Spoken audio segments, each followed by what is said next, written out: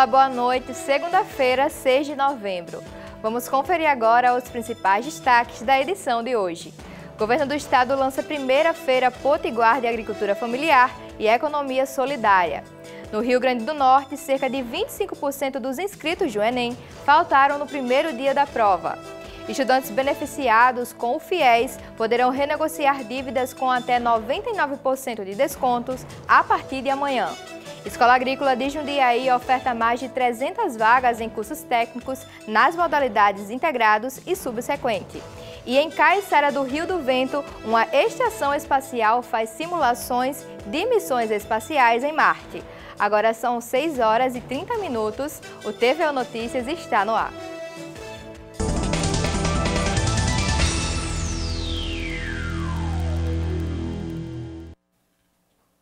O Governo do Estado, juntamente com a Secretaria de Desenvolvimento Rural e Agricultura Familiar, lançaram na manhã de hoje a primeira Feira Potiguar de Agricultura Familiar e Economia Solidária. O evento acontece até o dia 3 de dezembro no Mercado de Agricultura Familiar aqui em Natal. Representantes do Governo do Estado, o Banco Mundial, que incentiva o crédito a agricultores, além de comerciantes e população em geral, participaram da abertura da primeira Feira de Agricultura Familiar. O evento promete atrair mais de 4.000 pessoas por dia. A primeira Feira Potiguar da Agricultura Familiar e Economia Solidária será realizada entre 30 de novembro e 3 de dezembro, numa área de mais de 2.500 metros quadrados. Nós estamos esperando mais de 4.000 pessoas por dia durante o evento e será um grande espaço onde a sociedade dialogará. É um segmento do nosso Estado que traz cidadania, traz dignidade, porque de um lado o apoio ao agricultor, à agricultora e ao mesmo tempo trazendo alimento saudável para a mesa exatamente do nosso povo. A presidente da União Nacional de Cooperativas da Agricultura Familiar, Neneide Lima, fala da importância do evento para estimular ainda mais a produção, consumo e comercialização de produtos potiguares. Para nós que fazemos a Unicaf, é muito importante estar junto do Governo do Estado na correalização dessa feira, porque para a gente que fazemos a agricultura familiar, a economia solidária, é muito importante mostrar para a cidade que a agricultura familiar produz, que a agricultura familiar tem sim produção e que alimenta também as pessoas. Então, ter esse diálogo. A feira ela é uma ponte de diálogo, de mostrar a nossa cultura, de mostrar que a gente produz, de ter esse diálogo diretamente com quem consome. O objetivo da feira é mostrar a ampliação do acesso a mercados para a agricultura familiar, além de mostrar os impactos que tem causado na vida de muitos agricultores potiguares. O principal impacto da agricultura familiar é a questão da qualidade, né? A qualidade é a questão de sobrevivência hoje. Os alimentos da agricultura familiar não é só botar na mesa, é questão de sobrevivência com qualidade, né? E o trabalho em si ajuda muito muito no orçamento da gente, né? E a gente tem nossas parcerias, mesmo todos nós pequenos se ajudam mutuamente um ao outro, tá entendendo? Quando um não tem um produto, o outro vai lá, ajuda. E isso é um produto que a gente traz para a mesa, né? Para a alimentação da população. Luciana Gonçalves já é cliente do mercado de agricultura familiar há muito tempo e não perde os produtos de qualidade e sem agrotóxico, o que para ela é de grande importância para a saúde. Com certeza, desde que eu conheci aqui esse espaço, eu frequento muito porque é muito importante você comprar, somente as folhagens, é muito importante que você compre elas orgânicas, né? Evita o máximo esses agrotóxicos, né? Que faz mal à saúde. Então eu sempre venho aqui porque eu confio que realmente o produto é de confiança, né? Ele não tem agrotóxico. E ontem, milhares de estudantes de todo o Brasil fizeram a prova do Exame Nacional do Ensino Médio, o Enem. Vamos acompanhar um balanço de como tudo aconteceu aqui no Rio Grande do Norte, na reportagem de William Medeiros. O número de abstenção, ou seja, estudantes que faltaram ao exame no Rio Grande do Norte, referente ao primeiro dia de provas do Enem, foi de cerca de 25%. O dado foi menor do que a média registrada no país, em 28%. Eu, como participante do Enem de 2023, eu percebi que teve maior movimentação de alunos e candidatos para a prova. E também Sobre o tema da redação, eu achei ele bem pertinente. Apesar dos adolescentes hoje estar muito ligados à tecnologia e tudo, mas era um tema que precisava ser discutido, sabe? E também sobre a prova eu gostei muito, já que ela estava de cara nova, estava colorida. Vale lembrar que o estado potiguar obteve mais de 100 mil inscritos e a capital Natal concentrou a maior parte desse número, com mais de 32 mil pessoas. O ministro da Educação, Camilo Santana, destacou a presença na região Nordeste. É dizer que esse ano foi um ano que a gente conseguiu reverter um pouco a tendência que era decrescente das inscrições do Enem. Até o ano passado, tivemos aí praticamente cerca de 500 mil inscritos a mais do que comparado com o ano 2022. Então isso é um esforço também que o governo tem feito para retomar que os nossos jovens realizem o Enem e realizem a esperança da construção dos sonhos de fazer a universidade. Também é a primeira vez que o Nordeste brasileiro foi a região que mais tivemos inscritos no Enem pela primeira vez e mais de 60% dos inscritos são mulheres. Portanto, são informações para nós importantes nessa primeira etapa do Enem 2023. O número de inscrições confirmadas na média nacional foi de quase 4 milhões de pessoas. Comparado aos dados do ano passado, 2023 teve 13% a mais de inscrições confirmadas e apenas 0,2% a menos de abstenção. Os números ainda podem mudar, já que a apuração do Ministério da Educação ainda não foi concluída. Durante a coletiva, Camilo Santana ainda destacou as eliminações e problemas logísticos. Tivemos alguns problemas pontuais, tivemos 4.293 participantes eliminados na prova durante o dia de hoje, por portar equipamentos, tudo isso previsto no edital, portar equipamentos eletrônicos, ausentar-se antes do horário permitido, que era às 15 horas e 30 minutos, utilizar impressos. Outro problema que causou eliminação foi não atender às orientações dos fiscais. Dos participantes afetados com a logística foram emergências médicas, interrupções de energia e abastecimento de água. Aqui no estado, foram designados 700 policiais militares para garantir a segurança dos estudantes nos dias de prova. Cerca de 2 militares para cada um dos 266 locais de prova localizados em cerca de 40 municípios. Além disso, foi designado um efetivo extra para atuar na escolta e fiscalização das provas em cada um desses locais.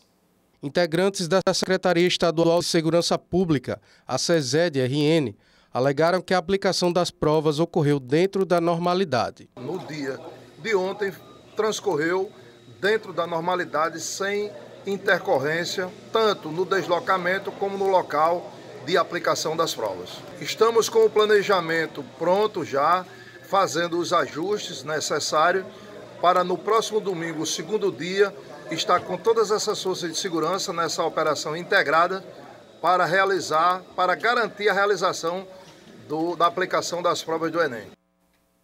E quem teve problema logístico ou estava com alguma doença infecto-contagiosa pode pedir reaplicação de provas pelo site enem.inep.gov.br/participante entre os dias 13 e 17 deste mês. Se as solicitações forem atendidas, o exame será feito nos dias 12 e 13 de dezembro. E ainda falando sobre o Enem, o tema da redação tem sido um dos assuntos mais comentados nas redes sociais e nos demais veículos de comunicação do Brasil.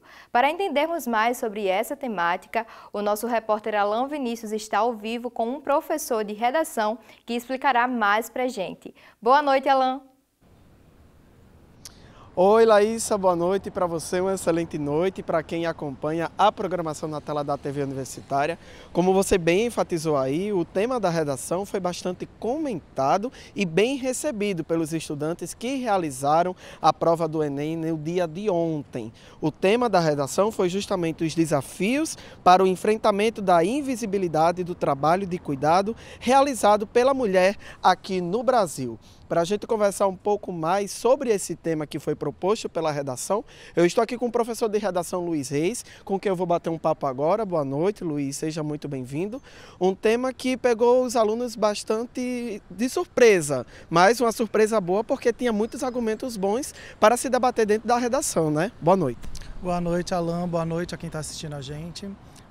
Sim, é um tema que foi discutido dentro de salas de aula, com certeza. A gente sabia que esse eixo mulher poderia vir, não como já veio antes, como violência contra a mulher no Enem, mas podia vir um outro recorte temático diante dessa possibilidade, já que a gente está falando tanto de ascensão da mulher no mercado de trabalho e tudo. E a gente não pode também esquecer que pesquisas agora recentes mostram que mais da metade da população brasileira é feminina e os candidatos, majoritariamente os candidatos do Enem, também são mulheres. O senhor, como professor de redação, como o senhor enxerga a importância de debater desse tema em uma prova de exame nacional do ensino médio, para que os estudantes eles possam abranger mais os seus conhecimentos relacionados a esse tema?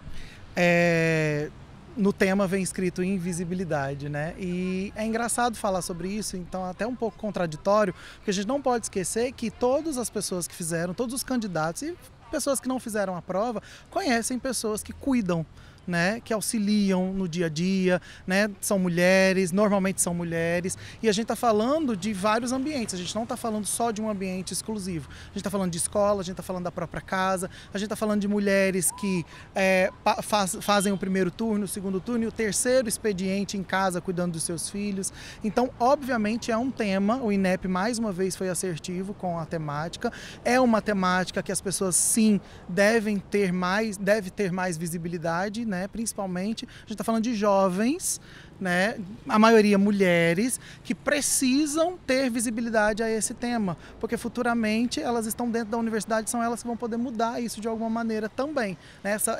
O fato das pessoas não verem esses trabalhos ou serem, de alguma maneira, esses trabalhos eles não são iguais, não tem uma equidade salarial, por exemplo. A gente sabe que nessas provas tem os textos motivacionais para ajudar o estudante a desenvolver o tema da redação que foi proposto. Mas, além dos textos, muitos estudantes nas redes sociais fizeram comparações a vários clássicos da TV brasileira. Uma foi As Empreguetes, uma novela das 7 que foi também exibida aqui, e a outra foi justamente o filme da Regina Casé, Que Horas Ela Volta, que foi um dos temas bastante debatidos na redação. O senhor enxerga que a importância desse filme ajudou na hora de descrever toda essa redação para auxiliar os estudantes dentro dessa temática? Primeiro é importante a gente dizer que o texto motivador ele está ali justamente para dar um norte, né, para o aluno que vai escrever, para o candidato que vai escrever. Ele não está ali como uma pegadinha ou apenas por estar. Ele está ali para que você tenha insights durante a prova e possa sim conectar o que você aprendeu durante esses anos ou o último ano do seu ensino médio com o que está ali sendo pedido na proposta de redação. E sim, Que Horas Ela Volta pode ser um repertório muito bem utilizado. Afinal, a gente está falando de uma mulher que se disponibiliza para os seus chefes, né, cuida da casa como se a casa fosse dela e dali ela tem um estalo para dizer, não, eu preciso cuidar da minha família também, né, e ela acaba pedindo demissão e indo. Então, a gente precisa, né, que na verdade é uma realidade brasileira, da sociedade brasileira, passada num filme.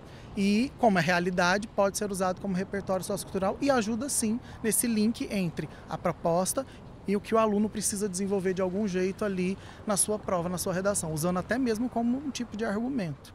Professor Luiz, muito obrigado pela sua participação aqui no TVO Notícias, um balanço bem geral sobre esse primeiro dia de Enem, próximo domingo. Tem mais com as provas de exatas e a gente deseja sucesso e boa sorte para todos os estudantes que estão realizando esse Exame Nacional do Ensino Médio para poder ingressar em uma universidade pública. Laísa.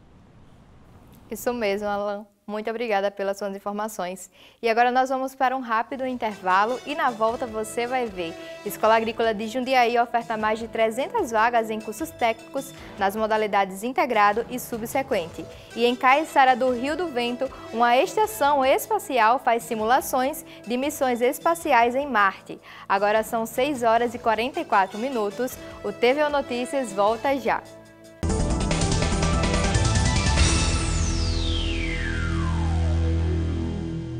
Estamos de volta. O Rio Grande do Norte efetivou neste final de semana o repasse dos recursos financeiros e equipamentos oriundos de emendas ao Orçamento Geral da União, apresentadas pelo então senador Jean Paul Prats. São recursos para investimentos nos setores da saúde e da agricultura familiar, definidos após consultas à administração estadual, aos municípios e às instituições. Na área da agricultura familiar, o volume de recursos é de 775 mil. A governadora do RN, Fátima Bezerra, destacou que o apoio fomenta a ocupação, o trabalho, a produção de alimentos saudáveis e a geração de renda. A governadora citou ainda a criação da Secretaria de Estado do Desenvolvimento Rural e da Agricultura Familiar, no primeiro ano de sua gestão, para executar as políticas públicas para o setor. Recursos voltados para a agricultura familiar, né?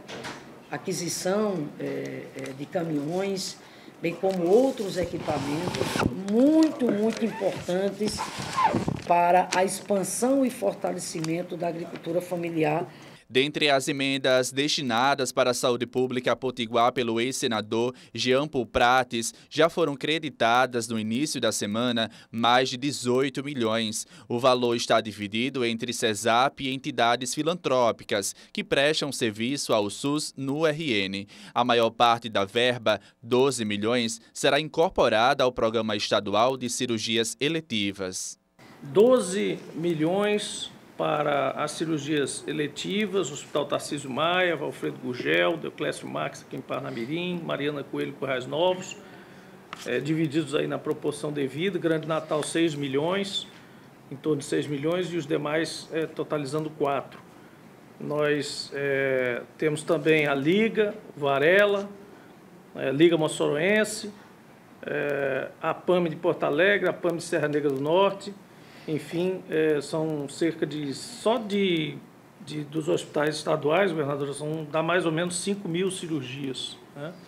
Isso somado a cerca de 2 mil cirurgias daquela emenda anterior de 2020, 5 milhões para todos os hospitais regionais do Rio Grande do Norte. O investimento na saúde potiguar ultrapassa os 35 milhões desde 2019, incluindo ações como a realização de cirurgias eletivas, reformas, aquisição de equipamentos para diversos hospitais durante a pandemia e para as policlínicas regionais.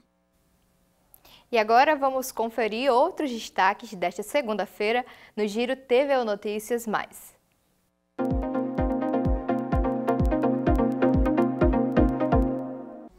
O ministro da Educação, Camilo Santana, anunciou nesta segunda-feira que a partir de amanhã, terça-feira, começa a renegociação das dívidas do Fundo de Financiamento Estudantil, o FIES.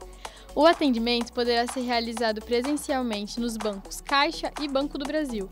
O diferencial é que também vai ocorrer por telefone esse ano, via 0800, o que pode dar celeridade ao processo. Segundo o governo, a depender do contrato e das condições do aluno, a renegociação pode abater até 99% do montante principal da dívida e 100% dos juros e multa.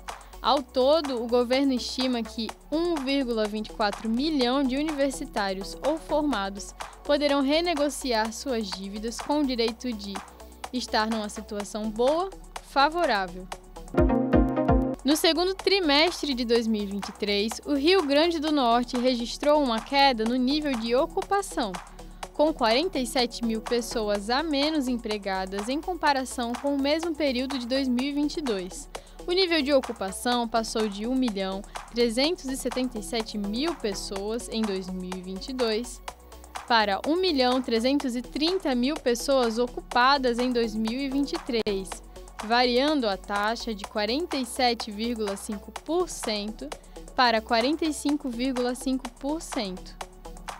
A taxa de desocupação também diminuiu, caindo de 180 mil pessoas desocupadas em 2022 para 152 mil pessoas desocupadas em 2023, variando a taxa de 12,1% para 10,2%. Um dos fatores que influenciam na análise desses dados é a precarização que marca o mercado de trabalho, com um aumento no trabalho sem carteira assinada no setor privado e também as aposentadorias. A Escola Agrícola de Jundiaí está ofertando 316 vagas para os cursos técnicos na modalidade integrado e subsequente. As inscrições foram iniciadas em 23 de outubro e seguem até o dia 19 de novembro, exclusivamente feita pelo site da Comperv, www.comperv.com.br. A taxa de inscrição será no valor de R$ 30. As provas serão aplicadas no dia 10 de dezembro de 2023 nos municípios de Natal, Caicó, Currais Novos, Santa Cruz e Macaíba.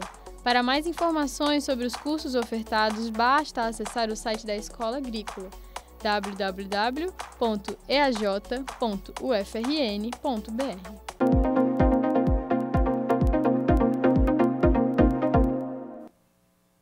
Você sabia que aqui no interior do Rio Grande do Norte é possível viver a experiência de uma missão espacial?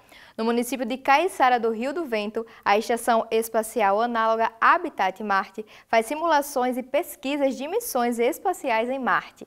Nossa equipe participou da missão 151 da estação e mostra tudo pra gente agora. A reportagem é de Jamile Nogueira.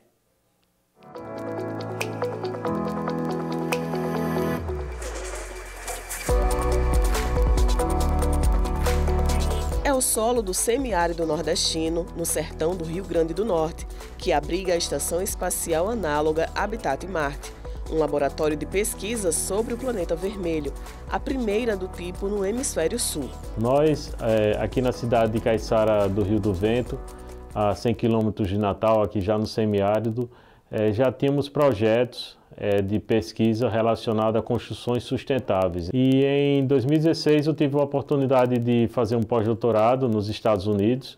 Foi quando eu tomei conhecimento, né, da estação espacial que tem no estado de Utah, uma estação de simulação espacial.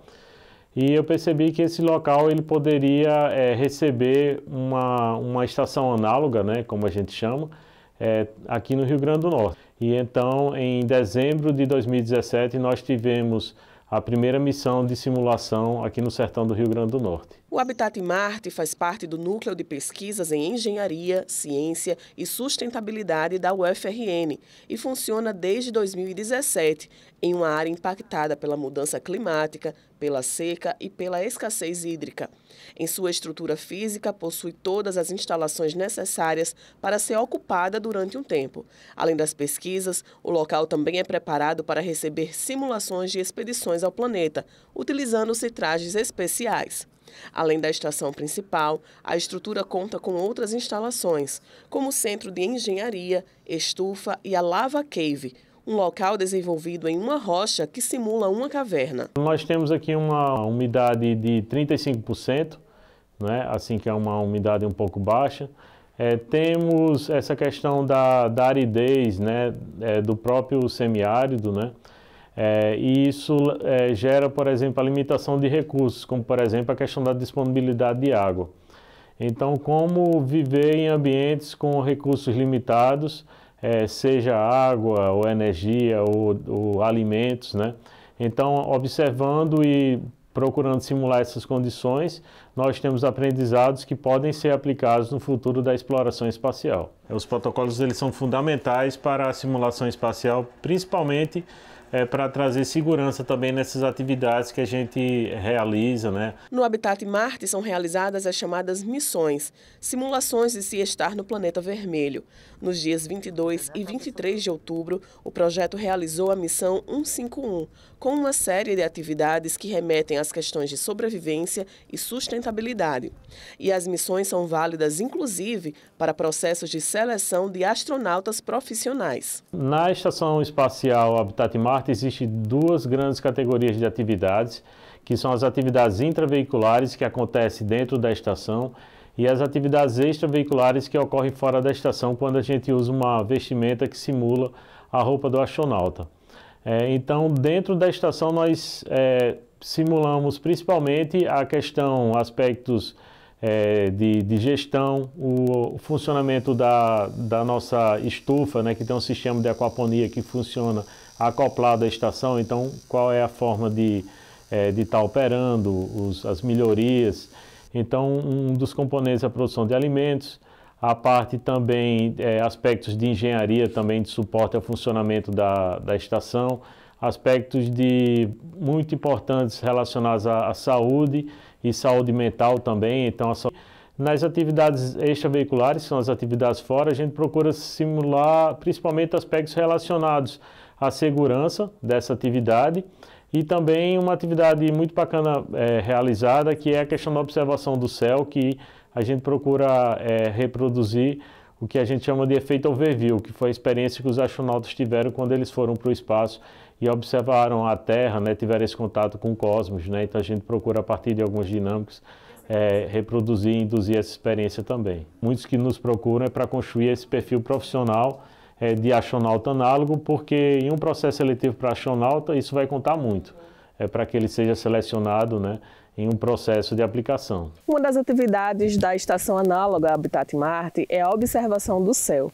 Aqui do alto do Observatório do Lago Ceres é possível ter contato com o cosmos, observar planetas, satélites e até cometas a olho nu. Nós temos uma piscina. Essa piscina ela é chamada de infraestrutura para atividades extraveiculares subaquáticas. Então nós observamos alguns protocolos que ocorriam na Estação Internacional Espacial e nós adaptamos alguns desses protocolos para estarem sendo reproduzidos nessa piscina. Levando em consideração que muitas atividades aeroespaciais são primeiro testadas em água, aqui no Habitat Marte o objetivo é gerar protocolos, testar e desenvolver protocolos cada vez mais complexos para permitir realmente uma pesquisa que envolva tanto a água quanto o espaço dentro da atividade humana e sobrevivência a longo prazo. E a experiência pode ser vivenciada por todas as pessoas, sejam estudantes, pesquisadores ou apenas interessados em ciências espaciais. Luísa, com apenas 25 anos, é a mulher com mais missões espaciais no hemisfério sul do mundo e atua também no Habitat Marte. Minha atividade atual no Habitat Marte é fazer divulgação científica, tanto da parte de habitats análogos, né, no mundo todo, como também incentivar mais pesquisadores virem ao Habitat Marte e explorarem as potencialidades de pesquisa. Então a gente aqui pode fazer desde pesquisas em agronomia, desde agricultura, também fazer lançamentos, né, como eu falei, de foguetes. Temos desde crianças a pós-doutores, pessoas já aposentadas participando das nossas missões, então existe uma variedade muito grande de idades e formações participando das nossas atividades, das nossas missões, né? Então, assim, todas as pessoas elas são bem-vindas. Nós, muitas vezes, fazendo convocatórias também para os estudantes da UFRN, do IFRN, também para eles estarem participando. Temos também um formulário de inscrição que as pessoas elas podem se inscrever como voluntárias para estarem participando dessas missões. Então, todos são bem-vindos para manterem contato conosco. E não só estar participando, mas estar imaginando as possibilidades de pesquisa que podem ser desenvolvidas na Estação de Simulação Espacial Habitat Marte. Então hoje eu desempenho diversos projetos, né, de divulgação científica, de ciência espacial, onde eu ainda consigo nutrir essa paixão e um dia sim me tornar astronauta, que é o meu maior sonho.